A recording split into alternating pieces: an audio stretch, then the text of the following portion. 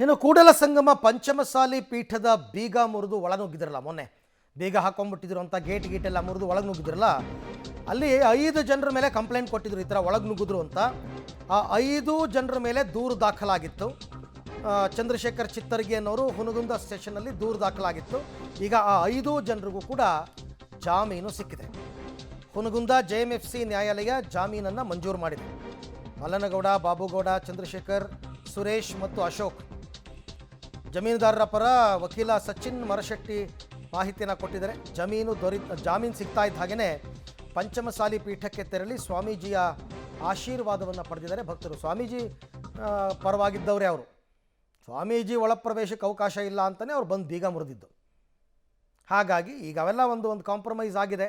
ಭಕ್ತರ ಆಶಯದಂತೆ ನಾನು ಇಲ್ಲೇ ಇರ್ತೀನಿ ಅಂತ ಜಯಮೃತ್ಯುಂಜಯ ಸ್ವಾಮೀಜಿಗಳು ಕೂಡ ಹೇಳಿದ್ದಾರೆ. ಈಗ 5 ಜನರಿಗೆ ಕೋರ್ಟು ಜಾಮೀನನ್ನು ಕೊಟ್ಟಿದೆ.